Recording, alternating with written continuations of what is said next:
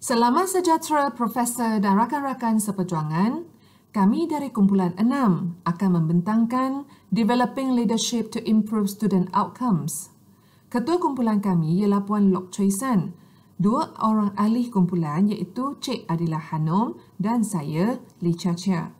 Pembentangan kami terbahagi kepada dua bahagian. Bahagian pertama ialah rumusan tentang Chapter 6 iaitu Developing Leadership to Improve Student Outcomes. Kemudian konsep kepimpinan instruksional serta contoh-contoh dan aktiviti yang telah dilakukan di sekolah yang memang menarik dan membina juga akan kami bentangkan. Marilah kita menimba ilmu bersama-sama pada hari ini. Membangunkan kepimpinan untuk meningkatkan hasil pelajar by Kenneth Leavitt and Linda Massey. Dalam bab ini, mereka berpendapat bahawa bukti penyelidikan yang berkaitan tidak menyokong pembangunan kepimpinan sebagai strategi bebas untuk meningkatkan pencapaian pelajar. Bukti sedemikian membolehkan pembangunan kepimpinan menjadi bahagian penting dalam hampir semua strategi pembaharuan berskala besar yang komprehensif.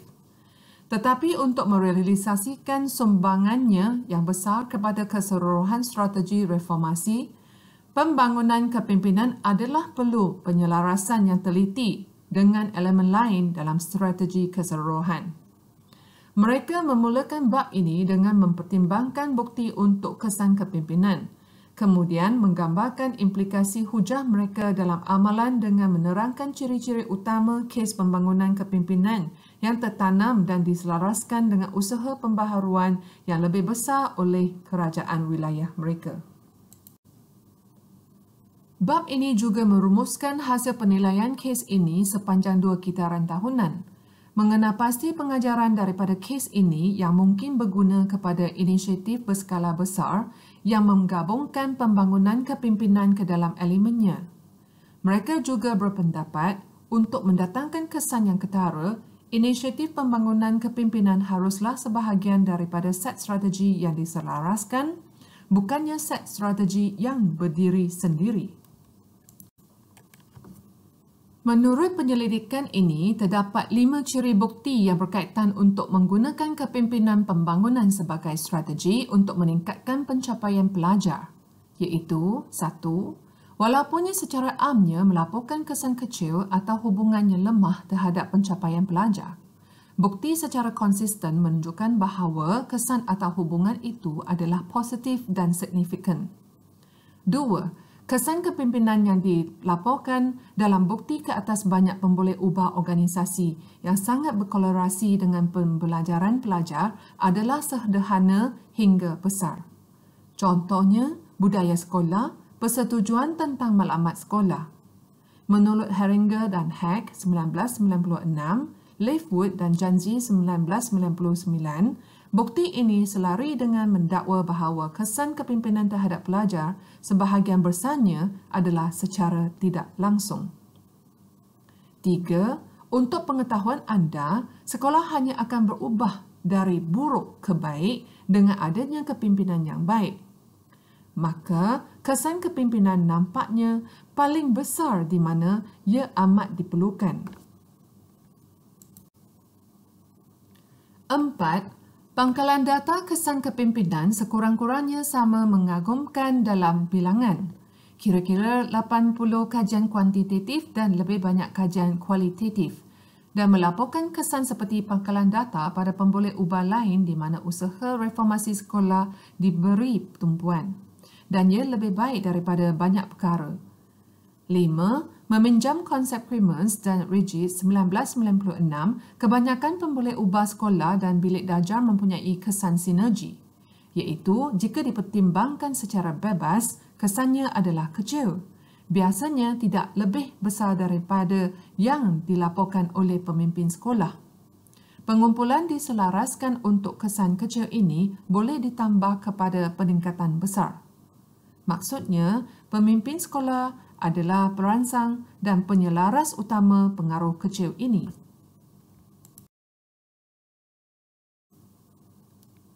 Daripada bukti yang dirumuskan di atas, apakah kesimpulan yang paling munasabah mengenai pembangunan kepimpinan sebagai strategi untuk meningkatkan pencapaian pelajar?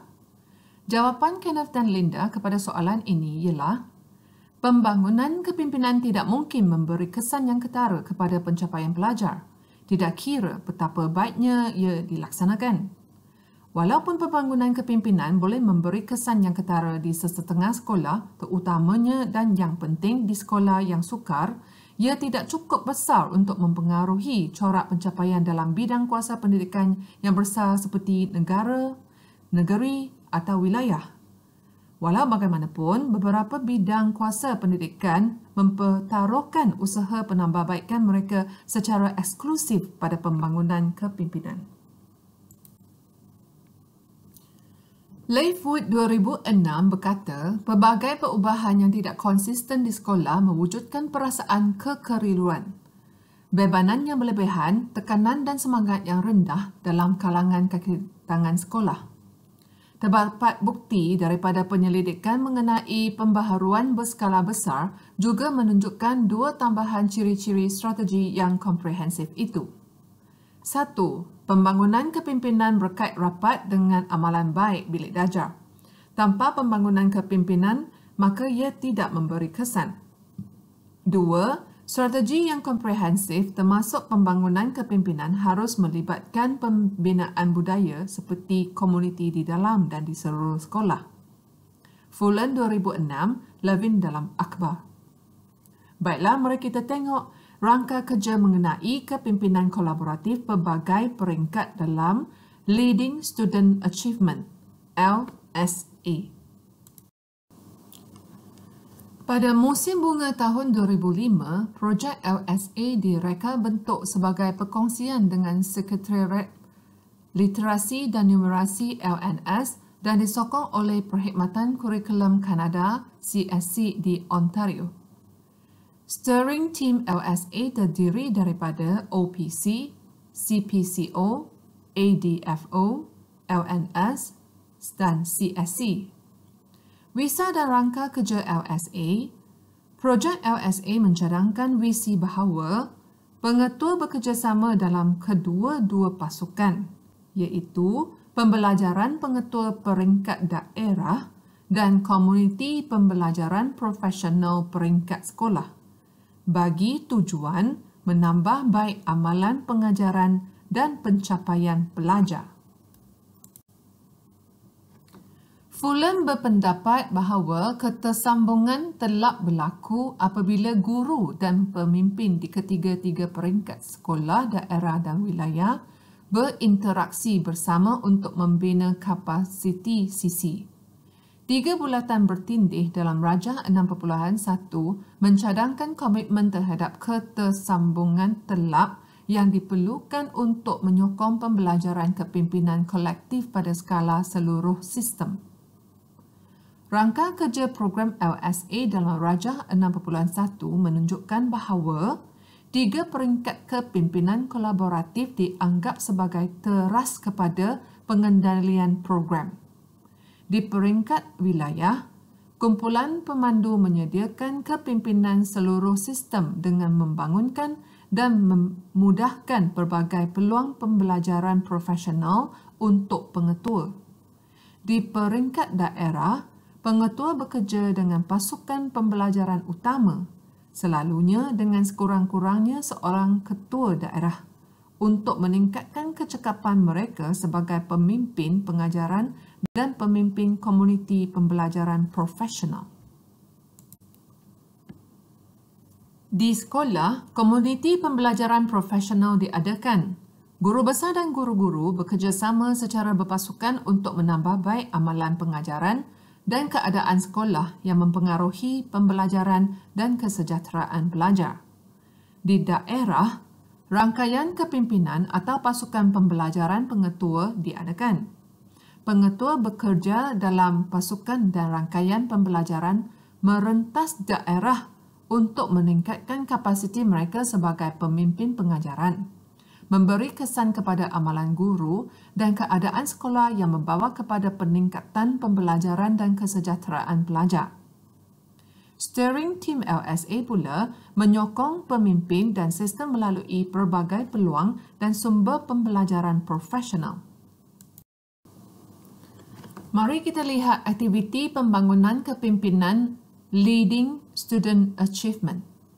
Untuk membina kemahiran kepimpinan dalam sekolah dan merentasi daerah, Steering Team LSA merancang dan menyampaikan pembangunan profesional untuk pengetua dalam pelbagai bentuk, daripada tertanam dalam pasukan pembelajaran pengetua secara individu kepada kepakaran yang disediakan secara luaran untuk berbilang pasukan secara serentak. Steering Team menyediakan sumber yang diperlukan untuk menyokong kerjasama kepimpinan untuk menambahbaikkan sekolah merentas 3 peringkat iaitu sekolah, daerah dan sistem. Ahli kumpulan Steering Team melawat kawasan yang mengambil bahagian untuk memberi sokongan perundingan kepada perancangan mereka. Di samping itu, setiap persatuan pengetua telah membangunkan strategi komunikasi email untuk memastikan pemimpin sekolah dan daerah dimaklumkan sepenuhnya tentang aktiviti dan sumber LSA. Seperti yang dilihat oleh ahli Steering Team LSA, tanggungjawab penting untuk kepimpinan projek mereka adalah untuk membangun dan menyampaikan peluang pembangunan profesional yang luar biasa yang menyokong maklumat program LSA. Guru dalam pasukan pembelajaran sekolah, pengetua dalam pasukan pembelajaran pengetua dan pemimpin sistem dalam pasukan pemandu LSA telah menyediakan setiap peringkat dengan peluang untuk mereka bentuk pembelajaran profesional mereka sendiri. Marilah kita lihat beberapa soal jawab kajian yang dapat memanfaatkan anda. Adakah kualiti pasukan pembelajaran profesional PLT berkaitan dengan keyakinan untuk dapat memperbaiki keadaan pembelajaran utama di sekolah mereka? Ya, persepsi pengetua terhadap kualiti dan nilai PLT mereka adalah berkaitan dengan keyakinan yang mereka ada dalam kapasiti mereka untuk meningkatkan pembelajaran.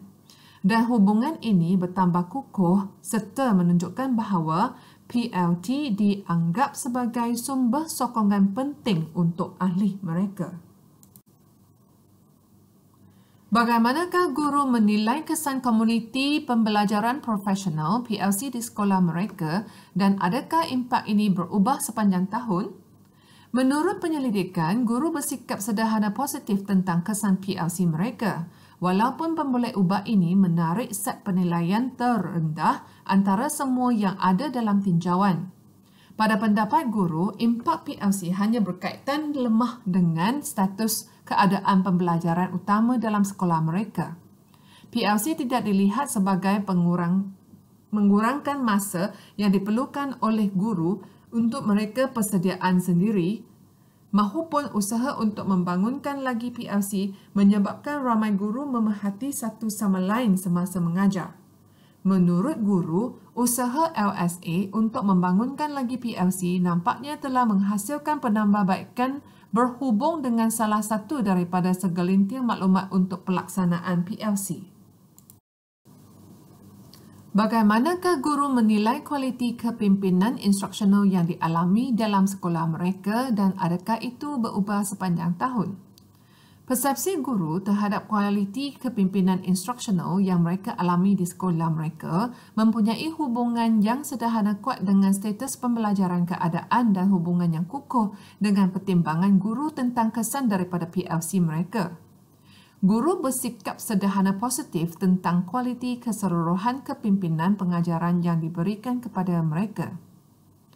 Projek LSA menggalakkan pemimpin sekolah untuk bekerja bersama-sama dalam pasukan pembelajaran pengetua, dalam daerah mereka dan untuk mewujudkan komuniti pembelajaran profesional dengan guru mereka di setiap sekolah mereka. PLT dianggap sebagai antara sumber yang paling berkuasa sokongan berterusan dan pembelajaran untuk diri mereka sendiri oleh majoriti rakan utama LSA. Begitu juga, fungsi berkesan PLC harus dikekalkan sebagai keutamaan untuk perhatian yang berterusan. dengan penekanan untuk mengekalkan fungsi PLC yang sudah berfungsi dengan baik PLC. Bukti terus menunjukkan bahawa beberapa PLC telah maju ke titik di mana guru memerhati satu sama lain di dalam bilik darjah mereka secara kritis amalan penting jika PLC mempunyai akibat yang ketara terhadap pembelajaran pelajar. Antara cabaran yang berterusan dan asas yang berkaitan dengan pembangunan komuniti pembelajaran yang lebih besar bagi bilangan pengetua yang besar ialah mencari masa untuk melibatkan diri dengan rakan sekerja mereka.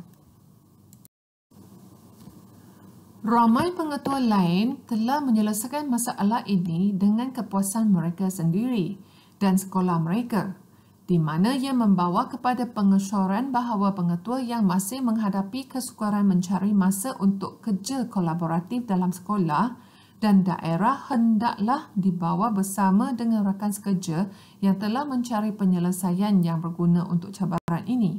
Oleh itu, beberapa interaksi rentas daerah mungkin menjadi berguna. Walaupun komuniti pembelajaran yang berfungsi dengan baik mempunyai sumbangan penting kepada peningkatan pembelajaran pelajar, andaian LSA tentang sejauh mana sumbangan itu nampaknya terlalu optimistik. Hasil gabungan dua kitaran penilaian menunjukkan bahawa PLC sedang dikira untuk membawa lebih banyak beban untuk membawa perubahan dalam projek LSA daripada yang realistik. Oleh itu, cadangan bahawa projek LSA harus diguna pakai sebagai sebahagian daripada sokongan yang diberi kepada ahlinya. Tumpuan yang lebih luas terhadap ejen perubahan. PLC harus dianggap salah satu komponen dalam fokus yang lebih luas ini. Mari kita lihat dari segi fungsi kepimpinan. Dalam kitaran kedua, keputusan penilaian menunjukkan bahawa lebihan inisiatif merupakan satu cabaran untuk bilangan besar kedua-dua pengetua dan guru-guru. Ini mendorong cadangan bahawa projek itu harus membantu PLT dan pemimpin PLC membangunkan kemahiran penampan. Penimbalan adalah penting tetapi tidak baik difahami dan jarang diamalkan oleh pemimpin. Dalam konteks dasar Ontario, penimbalan berkemungkinan memerlukan pemahaman yang lebih mendalam tentang keselarasan dan penjajaran itu wujud antara inisiatif untuk menyokong bilangan wilayah yang agak kecil maklumatnya. Kesimpulan daripada penyelidikan tersebut, kepimpinan steering team dan sekretariat LSA menunjukkan kesabaran dan ketabahan. Kesemuanya mempamerkan fleksibiliti yang besar, dipandu oleh bukti yang sistematik. Kedua-dua kumpulan secara bebas dan melalui hubungan simbiotik, lalu mereka dapat membentuk pembaharuan serantau yang baharu. Seberapa berjaya mereka akhirnya masih perlu dilihat. Kami mempelajari daripada pengalaman masa lalu mereka mendasari banyak perkara yang mereka lakukan. Sebelum saya tamatkan pembentangan bahagian 1, marilah kita lihat nasihat daripada penyelidikan tersebut. Be patient and persistent. Leadership development is not a quick fix for improving student achievement, even when it is carefully aligned with a more comprehensive strategy.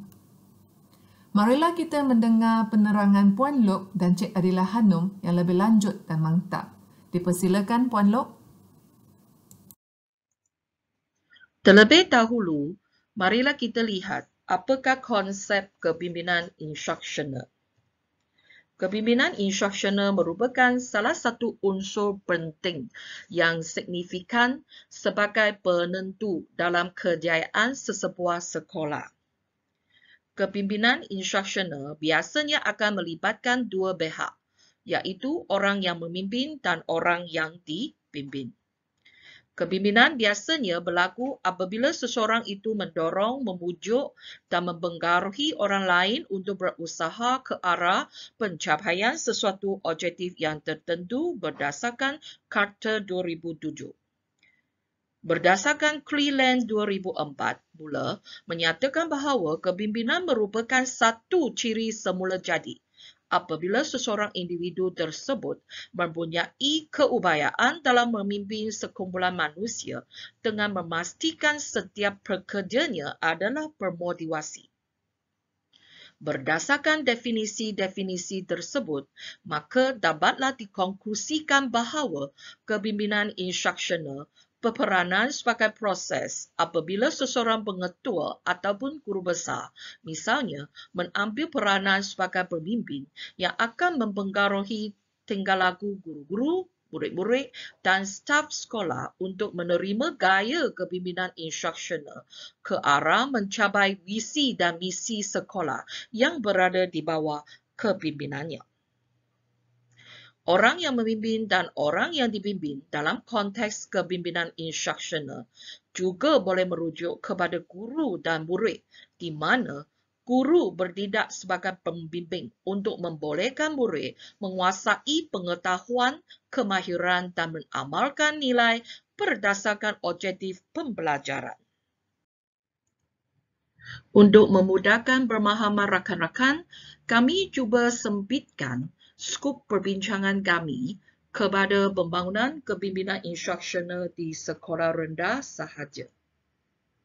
Berdasarkan Arthur Ghani 2011, sebagai pemimpin pengajaran atau instruksional, pengetua atau guru besar, iaitu PGB, memainkan peranan sebagai pembimbing, penyelia, penilai dan pembekal sumber bagi menggalakkan dan membaiki PDP di sekolah. Dari aspek kepimpinan di sekolah rendah pula, kepimpinan ialah keupayaan guru besar mempengaruhi, memotivasi, mengubah sikap dan tingkah laku guru-guru untuk menjayakan sebarang perubahan bagi mencapai matlamat sekolah. Perubahan di sini, jika berdasarkan tajuk kumpulan kami, adalah merujuk kepada pelaksanaan program peningkatan akademik yang bertujuan untuk mempertingkatkan tahap penguasaan atau pencapaian akademik dalam kalangan murid-murid. Perubahan tersebut juga boleh merujuk kepada program pembangunan kepimpinan instruksional dalaman atau luaran yang bertujuan untuk mempertingkatkan kualiti guru dan kepemimpinan pendidikan dalam aspek penyampaian PDPC secara berkesan. Seterusnya, kami cuba menggunakan contoh atau situasi sebenar terkini yang berlaku di sekolah rendah untuk menjelaskan pendirian dan pandangan kami. Sebagai contoh, program transisi tahun 12.0 dilaksanakan di semua sekolah rendah di negara kita selama 4 minggu, iaitu dari 21 Mac 2022 hingga 15 April 2022. Untuk memastikan program transisi dilaksanakan secara berkesan, selia pandu dan pemantauan dalaman dan luaran terhadap pelaksanaan program transisi tahun 1 diadakan. Selia pandu dan pemantauan dalaman adalah dilakukan oleh guru besar dan PK pentadbiran. Manakala selia pandu dan pemantauan luaran adalah dilakukan oleh pegawai PPD, JPN dan juga KPM. Kenapa selia pandu dan pemantauan terhadap pelaksanaan program transisi diadakan? Selia pandu dan pemantauan terhadap pelaksanaan program transisi diadakan adalah untuk mencapai objektif-objektif pelaksanaan program transisi seperti yang ditunjukkan di bawah ini. Pertama, memastikan guru-guru tahun 1 memahami konsep dan pelaksanaan program. Memastikan guru-guru tahun 1 mengetahui tahap perkembangan dan kepelbagaian murid bagi membantu mereka mengikuti pembelajaran seterusnya.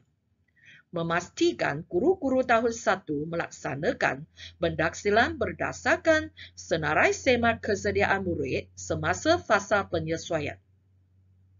Memastikan guru-guru tahun 1 melaksanakan pendaksilan bilik darjah iaitu PBD semasa fasa kesediaan. Memastikan guru-guru tahun 1 menyediakan berbagai aktiviti pemulihan, pengukuhan dan penggayaan mengikut kemampuan murid-murid. Menggerakkan guru-guru tahun 1 supaya memastikan murid-murid dapat menguasai literasi dan numerasi asas. Berpandukan standard 1, standard kualiti 1.1.5 SKPMG2, PGB merajui aktiviti instruksional dalam pelaksanaan pencerapan PDP secara profesional dan terancang. Dengan kata lain, PGB mengetuai pelaksanaan pencerapan PDP, memberi maklum balas dan bimbingan serta mengambil tindakan susulan mengikut ketetapan secara menyeluruh dan berterusan. Maka, selepas sesi selia batu dan pemandauan, isu pelaksanaan program transisi akan dikesan. Bimbingan atau pementoran terbiasa dan berfokus diberikan kepada guru-guru tahun 1 untuk mengatasi isu yang dikesan itu, iaitu program pembangunan kepimpinan instruksional yang bertujuan untuk mempertingkatkan kualiti guru dan kepemimpinan pendidikan dalam aspek penyampaian PDPC secara berkesan. Kenapa bimbingan dan pementoran perlu diberikan kepada guru-guru selepas sesi pemandauan? Bimbingan dan pementoran perlu diberikan kepada guru-guru selepas sesi pemandauan. Kenapa bimbingan dan pementoran perlu diberikan kepada guru-guru selepas sesi pemandauan?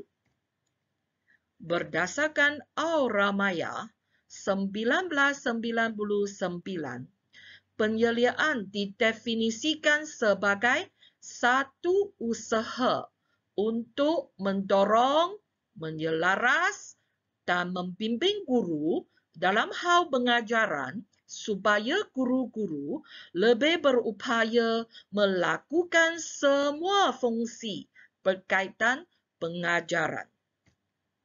Sementara itu, Edgar Chunds 1984 menjelaskan bahawa penyeliaan memerlukan pandangan mata eyesight yang tajam untuk melihat apa yang berlaku di dalam bilik darjah, wawasan insight untuk memahami kesignifikan apa yang berlaku, pengalaman lalu hindsight untuk melihat apa yang sepatutnya dan tidak sepatutnya berlaku, dan penglihatan kedua untuk mengetahui bagaimana mendapatkan apa yang sepatutnya dan tidak sepatutnya berlaku pada masa akan datang. Seterusnya, saya ingin memperkenalkan program pembangunan kepimpinan instruksional dalaman yang sepatutnya ataupun yang biasanya terdapat di kebanyakan sekolah di negara kita, iaitu bimbingan atau pementoran terbiasa dan berfokus yang PGB berikan kepada guru-guru di sekolah. Dalam konteks ini, kita kena andaikan golongan PGB dapat memainkan peranan sebagai pakar rujuk di sekolah dengan berkesan. Dengan kata lain, PGB itu perlu sangat mahir dalam bidang yang cikgu-cikgu perlu dibimbing. Sekiranya golongan PGB tidak mahir dalam bidang berkenaan, maka PGB boleh meminta pegawai PPD, pegawai JPN, pensyarah di institusi pendidikan tinggi dan pakar-pakar rujuk lain untuk memberi perkhidmatan kepakaran dengan memberi ladap kepada cikgu-cikgu di sekolah yang memerlukannya. Seterusnya, saya ingin berkongsi gambar-gambar pelaksanaan selia bantu dan pemantauan dalaman terhadap pelaksanaan program transisi tahun 1 di sekolah. Gambar A ini menunjukkan selia bantu dan pemantauan dalaman terhadap pelaksanaan program transisi tahun 1 di sekolah rendah. Dan gambar B ini menunjukkan bimbingan atau pementoran terbiasa dan berfokus dalaman yang dijalankan di sekolah rendah bagi mempertingkatkan kualiti guru dan kepemimpinan pendidikan dalam aspek penyampaian PDPC secara berkesan. Dan seterusnya saya akan berkongsi lebih banyak gambar yang menunjukkan bimbingan atau pementoran terbiasa dan berfokus dalaman terhadap pelaksanaan program transisi, iaitu program pembangunan kepimpinan instruksional yang bertujuan untuk mempertingkatkan kualiti guru dan kepemimpinan pendidikan dalam aspek penyampaian PDPC secara berkesan. Ini gambar dia. Gambar pertama iaitu gambar di sebelah kiri menunjukkan guru besar memberi pementoran kepada guru tahun 1 selepas sesi pemantauan. Dan gambar di sebelah kanan pula menunjukkan PK pentadbiran di sebuah sekolah sedang memberi pementoran terbiasa dan berfokus dalaman kepada guru tahun 1 selepas sesi pemantauan. Seterusnya, saya ingin berkongsi gambar berkenaan dengan pementoran penjaminan kualiti pendaksilan bilik darjah ataupun PPD yang juga merupakan program pembangunan kepimpinan instruksional yang bertujuan untuk mempertingkatkan kualiti guru dan kepemimpinan pendidikan dalam aspek penyampaian PDPC secara berkesan yang sedang diadakan di sekolah rendah. Ini ialah gambar-gambar yang menunjukkan pementoran penjaminan kualiti PPD. Juga merupakan program pembangunan kepimpinan instruksional dalaman yang sangat berkesan. Gambar C menunjukkan selia bantu dan pemantauan luaran terhadap pelaksanaan program transisi tahun 1 di sekolah. Gambar D pula menunjukkan bimbingan atau pementoran terbiasa dan berfokus luaran. Ini bermaksud program pembangunan kepimpinan instruksional yang bertujuan untuk mempertingkatkan kualiti guru dan kepemimpinan pendidikan dalam aspek penyampaian PDPC secara berkesan diberikan oleh pegawai SISC Plus PPD kepada semua guru di sekolah selepas selia bantu dan pemantauan luaran dibuat dan selepas isu dikesan. Sebagai kesimpulannya, bimbingan atau pementoran terbiasa dan berfokus sama ada secara dalaman ataupun luaran adalah bertujuan untuk mempertingkatkan kualiti guru dan kepemimpinan pendidikan khasnya dalam aspek penyampaian PDPC secara berkesan. Sekian saja daripada saya. Sekiranya ada salah silap, mohon Profesor dan rakan-rakan tunjuk ajar. Cik Adila akan menyampaikan pembendangan yang seterusnya. Dipersilakan Adik Adila. Terima kasih kepada Cikgu Lok. Seterusnya saya akan menyambung slide perbentangan iaitu pelbagai program pembangunan kepimpinan instruksional dari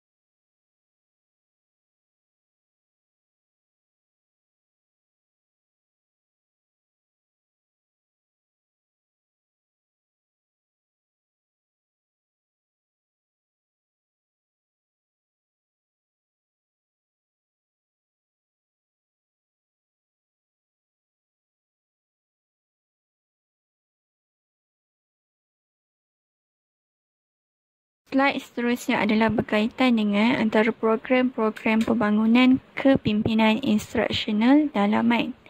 Yang pertama adalah Professional Learning Community iaitu PLC. Okey, berdasarkan kenyataan daripada Datuk Dr. Amin bin Senin iaitu mantan Ketua Pengarah Pelajaran Malaysia, Kementerian Pendidikan Malaysia, iaitu beliau mengatakan bahawa PLC merupakan satu platform untuk guru-guru berkolaboratif secara profesional dan berkongsi amalan terbaik serta membudayakan PLC untuk melonjakkan kemenjadian murid. Maksud di sini, PLC ini merupakan satu platform yang dapat membantu guru-guru berkolaboratif, bekerjasama secara profesional dan berkongsi pendapat serta cara yang terbaik bagi menemukan cara untuk membantu murid agar lebih berjaya di dalam pelajaran.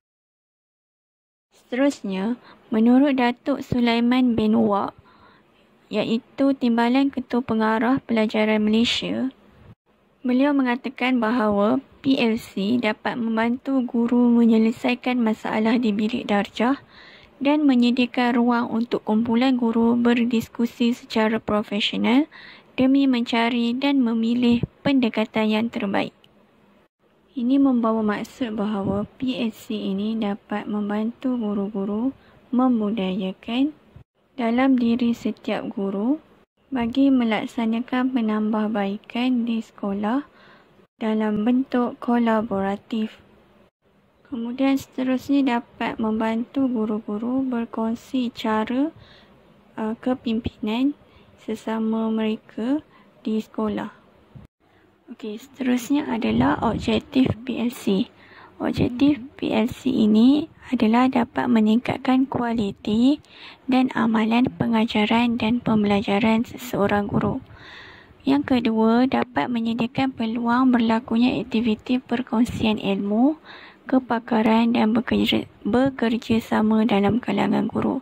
Seperti mana yang telah saya terangkan pada slide sebelumnya, iaitu dengan melaksanakan PLC ini dapat membina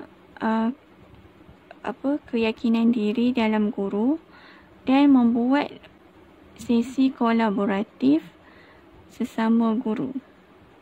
Seterusnya, mewujudkan semangat kerja berpasukan agar tiada berpuak-puak sesama guru.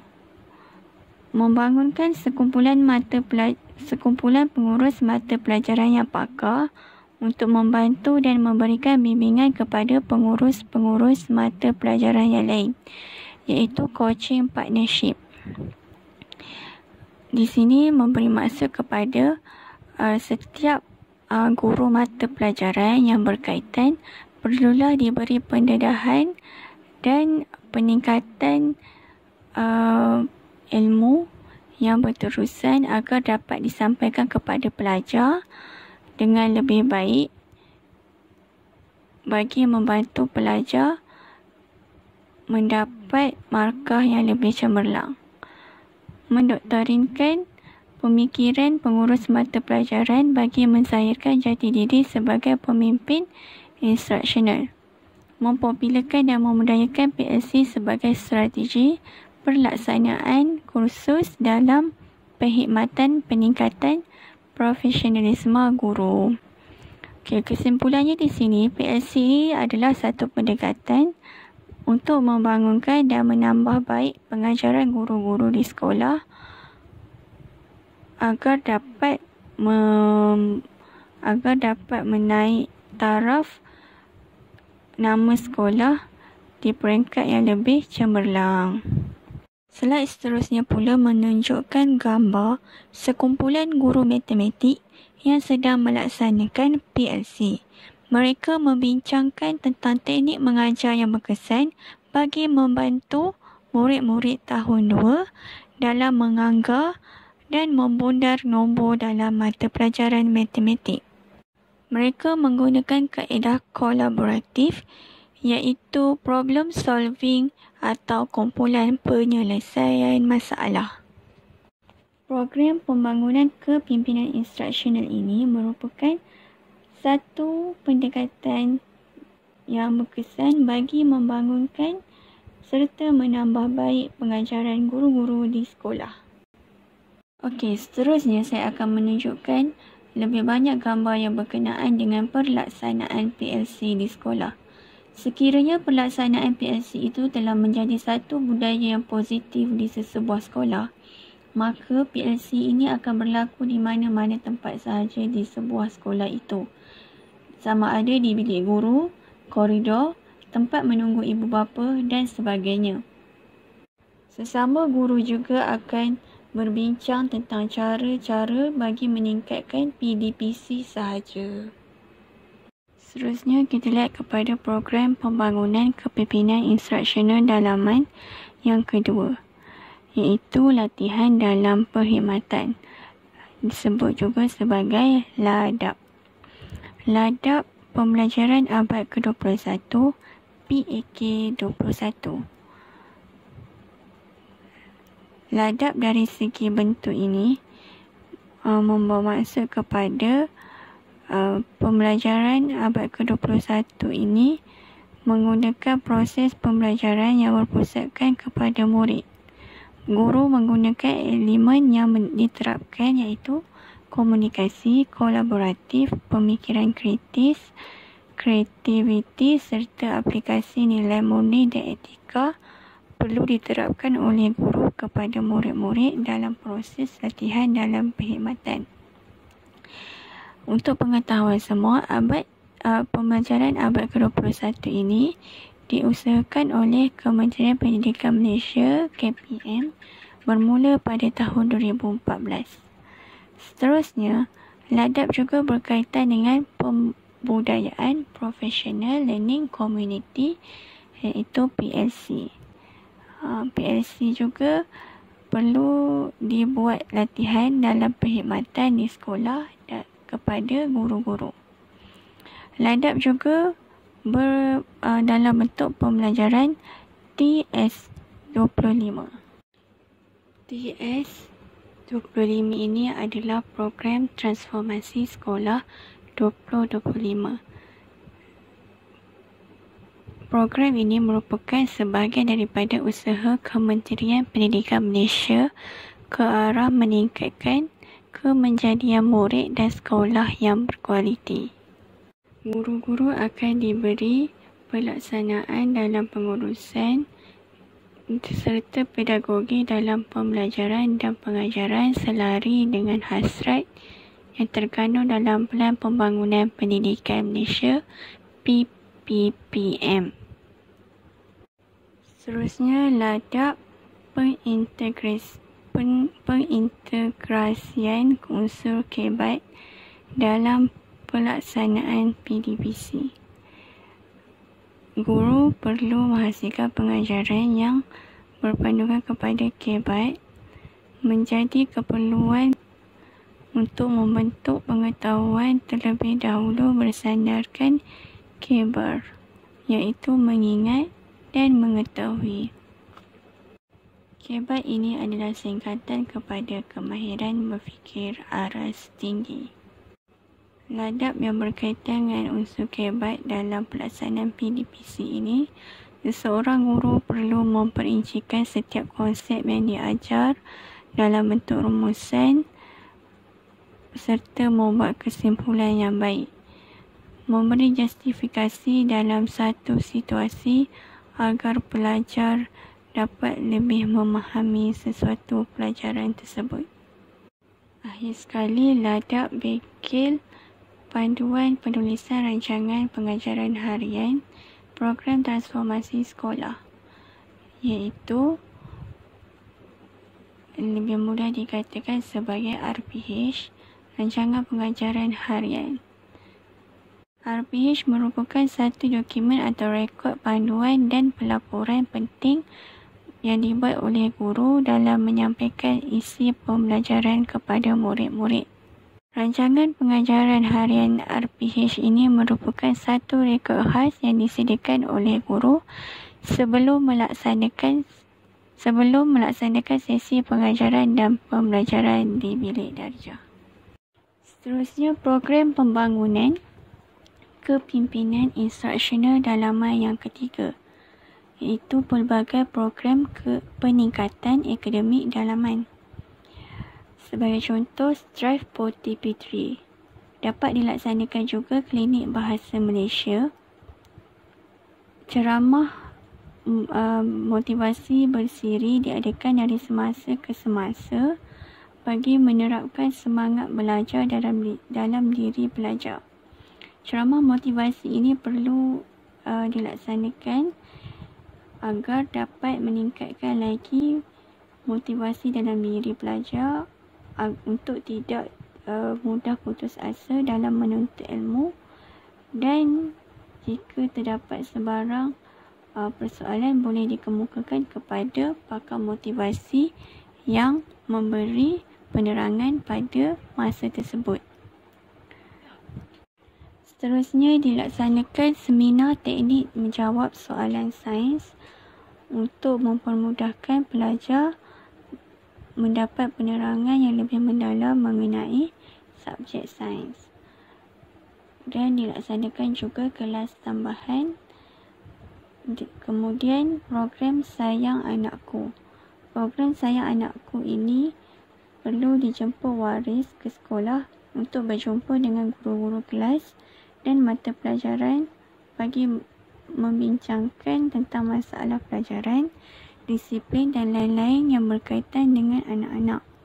Okey, seterusnya sedikit penerangan mengenai program Strive for TP3 yang dilaksanakan di salah sebuah sekolah rendah. Dilaksanakan pada hari Isnin hingga Jumaat, pukul 7.20 hingga 7.45 pagi. Objektif utama dalam program ini bagi meningkatkan lagi peratusan murid dalam menguasai tahap minimum MTM bagi mata pelajaran bahasa Cina, bahasa Malaysia dan bahasa Inggeris. Guru perlu melaksanakan program mengikut ketetapan jadual, iaitu akan ditambah baik dari semasa ke semasa. Seterusnya, program pembangunan kepimpinan instruksional dalaman yang keempat, iaitu program sokongan pembangunan kepimpinan instruksional dari segi aktiviti tambahan ataupun sampingan ataupun rancangan yang menjadi pemangkin kepada program-program utama dan khas. Antara program-program sokongan ialah Pertama, keceriaan bilik darjah dan sekolah. Pelajar boleh menceriakan bilik darjah bersama dengan guru-guru untuk mencantikkan lagi suasana bilik darjah bagi meningkatkan semangat belajar di dalam kelas. Seterusnya, suasana pengajaran dan pembelajaran yang kondusif, iaitu selesa sewaktu dalam proses pembelajaran. Kecemerlangan disiplin, pusat sumber yang berfungsi, iaitu berfungsi sebagai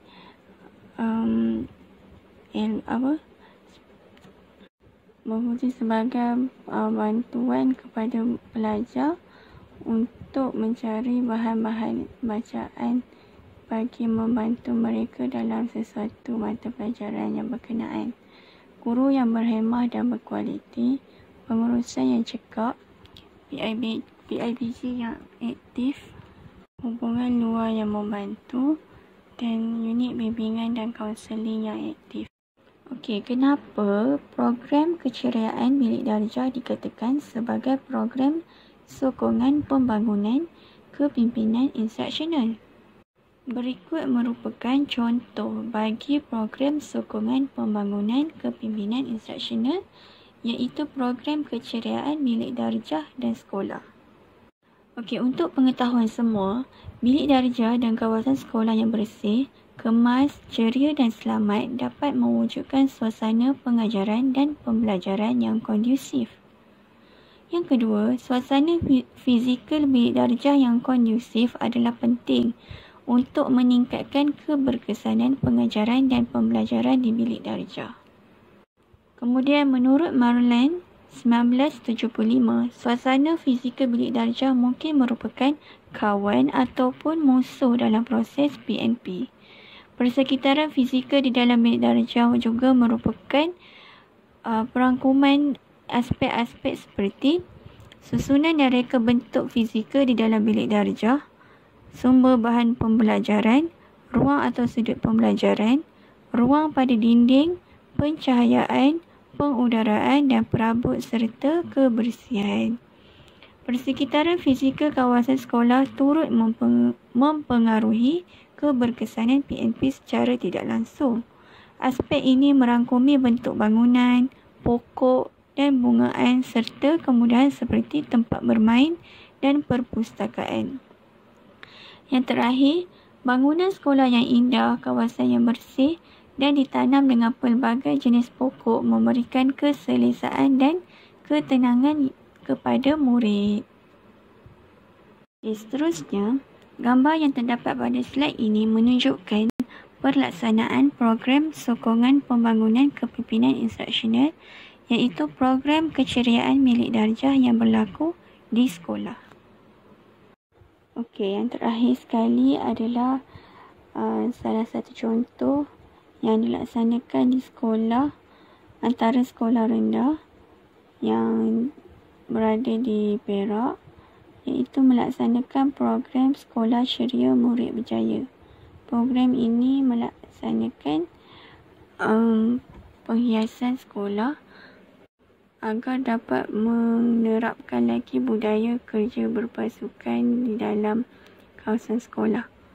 Kemudian dapat mewujudkan landscape sekolah yang cantik dan sentiasa menilai aspek keceriaan bagi memastikan tahap peningkatan yang baik di sekolah tersebut. Slide seterusnya ini pula menunjukkan sambungan daripada gambar program keceriaan sekolah yang dilaksanakan, iaitu Sekolah Ceria Murid Berjaya. Ini menunjukkan bahawa resepi kepada kejayaan seseorang murid itu ialah keceriaan sekolah. Dengan persekitaran yang bersih dan ceria, dapat menarik minat murid hadir ke sekolah, seterusnya merasa seronok untuk belajar dan menuntut ilmu. Terima kasih kepada Prof dan rakan-rakan kerana sudi mendengar perbentangan daripada kumpulan kami. Terima kasih juga kepada Cikgu Lok dan Cikgu Lee kerana sudi membantu saya. Segala salah silap dalam perbentangan kami harap boleh diberikan tunjuk ajar. Sekian, terima kasih.